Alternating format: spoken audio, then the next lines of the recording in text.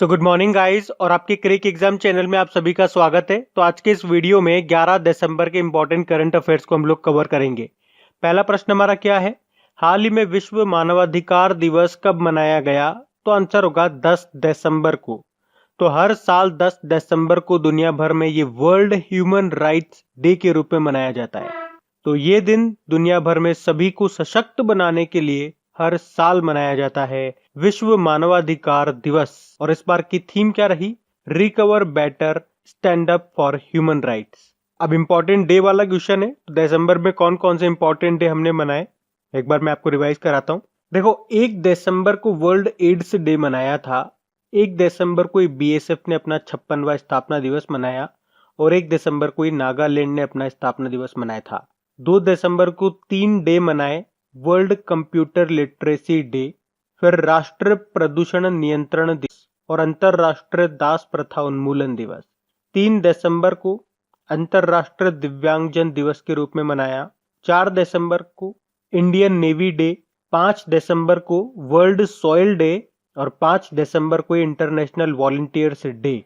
7 दिसंबर को भारतीय सशस्त्र सेना झंडा दिवस और 7 दिसंबर को इंटरनेशनल सिविल एविएशन डे के रूप में मनाया।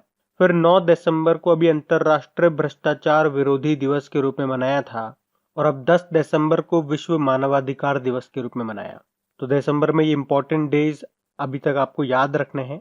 बढ़ते आगे। फिर है, हाल ही में किस बैंक ने महिलाओं के लिए आत्मनिर्भर महिला योजना शुरू की है? तो आंसर होगा बैंक ऑफ बड़ौदा। तो अभी बैंक ऑफ बड़ौदा ने अपने बड़ौदा गोल्ड लोन के तहत आत्मनिर्भर महिला योजना को शुरू किया है। तो इस योजना का उद्देश्य है भारत की आत्मनिर्भर महिलाओं को लक्षित करना। तो इस योजना में बैंक जो है वो महिलाओं को 0.50% की रियायत पर ऋण उपलब्ध कराएगा। तो बेसिकली ये योजना विशेष रूप से महिलाओं को आत्मनिर्भर बनाने में मदद करने के लिए शुरू की गई है। बाकी आईसीआईसीआई बैंक, अभी इसने आई मोबाइल पे एप्लीकेशन को लॉन्च किया था। पंजाब नेशनल बैंक ऋण मंजूरी में तेजी लाने के लिए lens the lending solution launch किया था। लक्ष्मी विलास बैंक, अभी इसका विलय हो गया, मर्ज हो गया ये डीबीएस बैंक ऑफ इंडिया में। बाकी बैंक ऑफ बड़ौदा की बात करेंगे। अच्छा, बैंक ऑफ बड़ौदा में किन 2 बैंकों का विलय हुआ था? तो विजया बैंक का और देना बैंक का। हेडक्वार्टर वडोदरा गुजरात में आपको मिल जाएगा।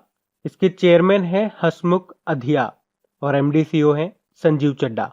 और इसकी टैगलाइन क्या होती है? India's international bank. आपको याद होगा, लोन प्रोसेस को पूरी तरह से डिजिटल बना लिया है बैंक ऑफ बड़ौदा ने। अभी इसने इंस्टा क्लिक सेविंग अकाउंट को भी लॉन्च किया था, तो ये भी ध्यान रखना। बढ़ते आगे। फिर है, हाल ही में किस राज्य सरकार ने मेरा कोविड केंद्र एप्लीकेशन को लॉन्च किया? तो आंसर होगा उत्तर प्रदेश। तो इस मोबाइल एप्लीकेशन की मदद से कोई भी व्यक्ति आसानी से ये जान सकेगा कि उसके घर के आसपास 5 किलोमीटर के दायरे में कोरोना जांच केंद्र कहां पर है। एप्लीकेशन का नाम है मेरा कोविड केंद्र, जिसको लॉन्च किया अभी उत्तर प्रदेश सरकार ने। वैसे अभी आपको याद होगा, हमने पढ़ा था 2 करोड़ से ज्यादा कोविड-19 टेस्ट करने वाला देश का पहला राज्य बना है उत्तर प्रदेश। अब बात उत्तर प्रदेश की है, तो ये रहा मैप में उत्तर प्रदेश। देखो, कैपिटल इसकी लखनऊ है। लखनऊ किस नदी के किनारे स्थित है? तो गोमती नदी के किनारे। मुख्यमंत्री हैं योगी आदित्यनाथ और गवर्नर हैं आनंदीबेन पटेल, जो कि मध्य प्रदेश की भी गवर्नर हैं। उसी तरह से आपको याद होगा, अभी मछली पालन के लिए मैदानी राज्यों की श्रेणी में उत्तर प्रदेश को सर्वश्रेष्ठ राज्य का पुरस्कार मिला था। और ये जो उत्तर प्रदेश की गवर्नर है ना, आनंदीबेन पटेल, इन्होंने बाय बाय कोरोना नाम की अभी बुक को रिलीज किया था, जिसे लिखा है डॉक्टर प्रदीप श्रीवास्तव ने। और इसी तरह से अभी आनंदीबेन पटेल ने ही महिलाओं की सुरक्षा के सेफ सिटी प्रोजेक्ट को भी शुरू किया। उसके अलावा याद रखना, प्रधानमंत्री स्वनिधि योजना के तहत ऋण देने में पहली रैंक हासिल की है उत्तर प्रदेश ने। और 2019 में सबसे ज्यादा घरेलू पर्यटक दर्ज की प्रदेश में ही। यू राइज पोर्टल भी लॉन्च किया था उत्तर प्रदेश सरकार ने, छात्रों को व्यावसायिक और तकनीकी शिक्षा प्राप्त करने में सहायता करने के लिए। और यौन अपराधों के मामले में महिलाओं के खिलाफ अपराध की जांच करने के लिए ऑपरेशन दुराचारी भी शुरू किया था। और उत्तर प्रदेश के गौतम बुद्ध नगर में देश की सबसे बड़ी फिल्म सिटी बनाने की भी घोषणा की है उत्तर प्रदेश सरकार ने। उत्तर प्रदेश ने नवीन रोजगार छतरी योजना भी शुरू की थी। उसके अलावा पूल टेस्टिंग करने वाला पहला राज्य बना Uttar Pradesh. Geo tag community kitchen शुरू करने वाला पहला राज्य बना था उत्तर प्रदेश, और वर्चुअल कोर्ट के जरिए सुनवाई करने वाला पहला राज्य बना था उत्तर प्रदेश। तो ये पॉइंट्स भी ध्यान रखना। बढ़ते आगे। और हाँ गाइस, आगे बढ़ने से पहले एक इंपॉर्टेंट सूचना आप सभी लोगों के लिए। अपनी जो क्रेक एग्जाम एप्लीकेशन है उसमें काफी स्टूडेंट्स को दिक्कत आ रही है कि कुछ पीडीएफ शो नहीं हो रही है और कुछ क्विज वगैरह शो नहीं हो रही है। तो एक्चुअली में एप्लीकेशन अपडेट हुई है, तो आपने एप्लीकेशन को अपडेट नहीं किया है, इस कारण से ये दिक्कत आ रही है। अब अपडेट कैसे करना है आपको पता है। या तो प्ले स्टोर पे जाओ, क्रेक एग्जाम सर्च करो और वहां पे जाकर के अपडेट लिखा होगा उस पर क्लिक कर लो, या फिर डिस्क्रिप्शन में आपको अपनी एप्लीकेशन का जो लिंक मिलेगा डायरेक्ट आप उस पर क्लिक करो, डायरेक्ट एप्लीकेशन पे पहुंच जाओगे और वहां पे अपडेट पे क्लिक कर दो, एप्लीकेशन अपडेट हो जाएगी। तो अपडेट जरूर कर लेना, क्योंकि अगर अपडेट नहीं करोगे तो कोई भी अगर नई क्विज वगैरह या पीडीएफ वगैरह आएगी तो वो हो सकता है आपको शो ना हो। तो इस बात का ध्यान रहे। और हाँ, अगर वीडियोस अच्छे लग रहे हैं तो इन्हें लाइक जरूर करना और शेयर करना मत भूलना। अभी हम बढ़ते हैं आगे। फिर है, हाल ही में मानवता के प्रणेता महर्षि अरविंद नाम की बुक को किसने लिखा है। तो आंसर होगा रमेश पोखरियाल निशंक ने। हमारे केंद्रीय शिक्षा मंत्री हैं ये रमेश पोखरियाल निशंक, और इन्होंने ये बुक लिखी है जिसका नाम है मानवता के प्रणेता महर्षि अरविंद। और अभी से हमारे जो राष्ट्रपति जी हैं रामनाथ कोविंद जी, उन्होंने रिलीज किया है। तो इस बुक में उन्होंने बताया है कि महर्षि अरविंद भारतीय संस्कृति, मूल्यों और सनातन धर्म के लिए पूरी तरह से समर्पित थे। अच्छा, रमेश पोखरियाल निशंक से याद रखना, अभी इन्होंने लीलावती पुरस्कार 2020 को भी लॉन्च किया था। बाकी राजनाथ सिंह हमारे रक्षा मंत्री हैं, इन्होंने अभी द रिपब्लिकन एथिक वॉल्यूम 3 और लोकतंत्र के स्वर नाम की बुकों को लॉन्च किया था, जो कि हमारे राष्ट्रपति रामनाथ कोविंद जी के जो भाषण हैं, स्पेशल भाषणों का कलेक्शन है। बाकी एनके सिंह तो 15वें वित्त आयोग के अध्यक्ष हैं, अभी इन्होंने अपनी ऑटोबायोग्राफी को लॉन्च किया था जिसका नाम है पोर्ट्रेट्स ऑफ पार। सुधा मूर्ति की बात करेंगे, इन्फोसिस फाउंडेशन की चेयरपर्सन है ये, और लाल बहादुर शास्त्री पुरस्कार जीता था अभी इन्होंने। बढ़ते आगे। फिर अगला प्रश्न है, दिसंबर 2020 में जारी सिप्री की रिपोर्ट के अनुसार विश्व में हथियार बेचने में कौन सा देश शीर्ष पर है, टॉप पर है। तो आंसर होगा यूएसए। तो अभी हाल ही में जारी सिप्री की रिपोर्ट के अनुसार हथियार बेचने के मामले में अमेरिका अब भी अव्वल देश है और उसने कुल उत्पादन का 59% हिस्सा हासिल किया है। फर्स्ट पे यूएसए है हथियार बेचने के मामले में, सेकंड पे रशिया, थर्ड पे इंग्लैंड और फोर्थ पे है फ्रांस। और इसी रिपोर्ट में यह भी बताया गया है कि हथियारों को आयात यानी कि इंपोर्ट करने के मामले में कौन टॉप पर है, सऊदी अरब। सेकंड नंबर पे भारत है। सिप्री, अच्छा सिप्री की फुल फॉर्म क्या होती है, Stockholm International Peace Research Institute, जिसका हेडक्वार्टर मिलेगा आपको स्टॉकहोम स्वीडन में। बढ़ते हैं आगे। फिर है, हाल ही में जारी फोर्ब्स की 100 ताकतवर महिलाओं की सूची में टॉप पे कौन है। तो आंसर होगा एंजेला मर्केल। तो अभी हाल ही में जारी फोर्ब्स की 100 ताकतवर महिलाओं की सूची में भारत से हमारी जो वित्त मंत्री हैं निर्मला सीतारमण, बायोकॉन की फाउंडर किरण मजूमदार शॉ, HCL की CEO रोशनी नाडर मल्होत्रा, इनको शामिल किया गया। अब प्रश्न में ये थोड़ी ना पूछा गया है कि भारत से किन किन को शामिल किया गया, भारत में तो पूछे टॉप पे कौन है। तो लगातार 10वें साल जर्मन की चांसलर एंजेला मर्केल टॉप पर है इस लिस्ट में। सेकंड पे यूरोपियन सेंट्रल बैंक की प्रमुख क्रिस्टीन लेगार्डे है, और तीसरे नंबर पे यूएसए की जो पहली महिला उपराष्ट्रपति बनी है ना, कमला हैरिस, वो तीसरे नंबर पर है। और भारत से बात करेंगे तो निर्मला सीतारमण जी को 41 पोजीशन पे रखा गया है, तो ये भी ध्यान रखना। बढ़ते आगे। फिर अगला प्रश्न है, हाल ही में वर्ल्ड स्क्वैश फेडरेशन की नई अध्यक्ष किसे चुना गया। तो आंसर होगा जेना वोल्ड्रिज को। इंग्लैंड की हैं ये जेना वोल्ड्रिज, जिनको वर्ल्ड स्क्वैश फेडरेशन का अध्यक्ष चुना गया है। ये इसकी 10वीं अध्यक्ष होंगी, और ये न्यूजीलैंड की सूसी सिमकॉक के बाद अध्यक्ष बनने वाली दूसरी महिला हैं। और ये स्थान किनका लेंगी, जैक्स फॉन्टेन का।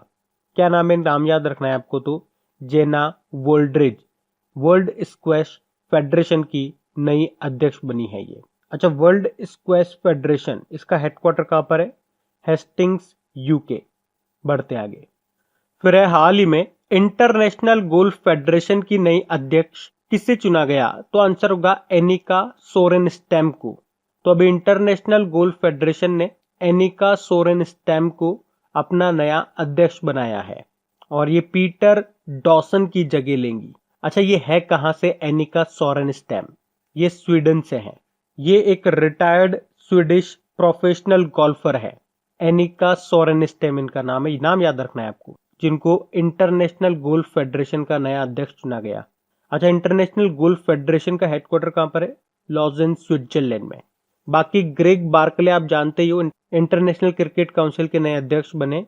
माइकल क्लार्क हीरो मोटोकॉर्प के नए अध्यक्ष बने थे और एंटनी ब्लिंकेन यूएसए के नए विदेश मंत्री बने हैं। ये बढ़ते आगे। फिर है, हाल ही में पाकिस्तान ने किस देश के साथ शाहीन ईगल 9 नाम का अभ्यास शुरू किया है? तो आंसर होगा चाइना के साथ। तो अभी पाकिस्तान और चाइना की सेनाओं के बीच में अभी 9 दिसंबर को ही शाहीन ईगल 9 नाम का एक एक्सरसाइज शुरू हुआ है। 9 मतलब ये इसका नवा एडिशन है। कहां पे शुरू हुआ? पाकिस्तान के एक ऑपरेशनल एयरबेस पर। अब चाइना के साथ शुरू हुआ, तो ये रहा मैप में चाइना। कैपिटल बीजिंग है, करेंसी है रेनमिनबी और प्रेसिडेंट है शी जिनपिंग। अभी हमने पढ़ा भी था कि चाइना ने प्रकाश आधारित दुनिया का पहला क्वांटम कंप्यूटर बनाने का दावा भी किया। उसके अलावा चंद्रमा पर झंडा फहराने वाला दूसरा देश बना है चाइना, पहला यूएसए था। उसके अलावा मून पर सैंपल कलेक्ट करने के लिए कौन सा मिशन लॉन्च किया था चाइना ने? Chang E5। और चाइना ने दुनिया का पहला 6G सैटेलाइट को भी सफलतापूर्वक लॉन्च किया था। उसके अलावा चाइना एस्टेरॉयड माइनिंग रोबोट नामक दुनिया के पहले खनन रोबोट को अंतरिक्ष में भेजेगा। और चाइना ने मंगल पर अपना पहला स्वतंत्र मिशन तियानवेन-1 को भी अभी लॉन्च किया था। उसके अलावा जो चाइना है वो आर्म्स ट्रेड ट्रीटी यानी कि सशस्त्र व्यापार संधि में भी शामिल होगा। और अमेरिका के रक्षा विभाग की 2020 की रिपोर्ट के अनुसार चाइना के पास दुनिया की सबसे बड़ी नौसेना है। तो ये भी ध्यान रखना। बढ़ते आगे। फिर है, हाल ही में नोमुरा ने किस देश की अर्थव्यवस्था को एशिया में सबसे तेजी से बढ़ने का अनुमान लगाया? तो आंसर होगा इंडिया। तो अभी जापानी अनुसंधान और ब्रोकरेज हाउस नोमुरा ने साल 2021 में भारत की अर्थव्यवस्था को सबसे तेजी से ग्रोथ करने वाली एशियाई अर्थव्यवस्था होने का अनुमान लगाया है। तो इसने कहा है कि 2021 में भारत की जो जीडीपी ग्रोथ रेट है वो 9.9% रहेगी, जबकि 2020 जो कैलेंडर वर्ष है उसमें माइनस का 7.1% रहने का अनुमान लगाया है भारत की जीडीपी ग्रोथ रेट। तो ये ध्यान रखना। बढ़ते आगे। फिर है, 2023 में इंडियन ओशियन आइलैंड गेम्स की मेजबानी कौन सा देश करेगा? तो आंसर होगा मेडागास्कर। देखो, एक्चुअली में पहले 2023 में ये जो इंडियन ओशियन आइलैंड गेम्स है ये मालदीव में होने वाले थे, पर कोविड-19 महामारी के कारण अब इसे मेडागास्कर में आयोजित किया जा रहा है। अब बात मेडागास्कर की है, तो ये रहा मेडागास्कर। कैपिटल एंटानानेरियो है, करेंसी है मालागासी एरिरी और प्रेसिडेंट है एंड्री राजोलिना। बढ़ते आगे। फिर अगला प्रश्न है, हाल ही में फिच रेटिंग्स ने वित्त वर्ष 2020-21 के लिए भारत की जीडीपी ग्रोथ रेट घटा करके कितना कर दिया? तो आंसर होगा माइनस का 9.4% कर दिया। तो अब बात करेंगे कल के वीडियो में पूछे गए प्रश्न के उत्तर की। फिर है, हाल ही में रविंद्रनाथ टैगोर साहित्यिक पुरस्कार से सम्मानित किया गया किसे? तो आंसर होगा राजकमल झा को। आप सभी ने प्रश्न का बिल्कुल सही उत्तर दिया है। और गाइज, अगर वीडियो अच्छा लगा हो, हेल्पफुल लगा हो, तो प्लीज वीडियो को लाइक जरूर कीजिएगा अगर आपने अभी तक इसे लाइक नहीं किया तो। और इसे अपने दोस्तों के साथ में शेयर भी जरूर कर देना। जो भी आपका व्हाट्सएप ग्रुप हो गया, स्टडी ग्रुप हो गया, तो वहां पे एक बार इस वीडियो के लिंक को शेयर जरूर करना है आपको। तो गाइज, इन सभी क्वेश्चंस का क्विज बना करके मैंने एप्लीकेशन पे अपलोड कर दिया है। तो अगर आपने वीडियो बिल्कुल ध्यान से देख लिया है तो वहां जाइए और इन सभी क्वेश्चंस का आप प्रैक्टिस लगा लीजिए, ताकि ये सारे क्वेश्चंस आपको अच्छी तरीके से याद हो जाए। और जो नए स्टूडेंट इसे पहली बार देख रहे हैं, आपको बता दूं कि क्विज में अब रैंकिंग फीचर भी ऐड हो चुका है। तो अगर आप कम समय में ज्यादा से ज्यादा क्वेश्चन राइट करते हो तो आपका नाम आपके फोटो के साथ टॉप 10 स्टूडेंट्स में आपको दिखाई देगा। आपको ही नहीं, जितने भी लोग क्विज लगाएंगे उन सबको दिखाई देगा कुछ इस तरीके से, ताकि आपको भी एक अंदर से मोटिवेशन मिल सके कि आपको भी यहां तक पहुंचना है, ताकि सब लोग आपको टॉप 10 में देख सकें। और वैसे भी आप तो आपके इन करंट अफेयर्स का रिवीजन करवाने के लिए मैं इसका ऑडियो भी तैयार कर रहा हूं, तो दिन में 4 से 5 मिनट निकाल करके वो आप ऑडियो सुन लीजिए, ताकि आपका इन करंट अफेयर्स का फिर से रिवीजन हो जाए। क्योंकि आपको पता है चीजों को पढ़ना इंपॉर्टेंट है, लेकिन समय समय पर उनका रिवीजन करना बहुत ज्यादा जरूरी है। रिवीजन नहीं करोगे तो वो सारी चीजें आप भूल जाओगे। तो आप ही के लिए मैं इसका रिवीजन ऑडियो तैयार कर रहा हूँ। तो उस ऑडियो का लिंक मैंने नीचे डिस्क्रिप्शन में दे दिया है, वहां जाकर के आप मुझे फॉलो कर लीजिए। और फॉलो करने के बाद में पास में जो बेल आइकन आएगा आप उसे जरूर दबा लेना, ताकि जब भी मैं ऑडियो अपलोड करूं उसका नोटिफिकेशन आपको मिल सके। और एप्लीकेशन अगर अभी तक आपने डाउनलोड नहीं किए तो उसका लिंक भी आपको नीचे मिल जाएगा। वहीं पे आपको क्विज, वीडियो, पीडीएफ सब मिल जाएंगे। तो इस प्रश्न का उत्तर आता है तो कमेंट बॉक्स में जरूर टाइप करिए। चलिए अब मिलते हैं करंट अफेयर्स के रिवीजन वीडियो में। Thank you guys.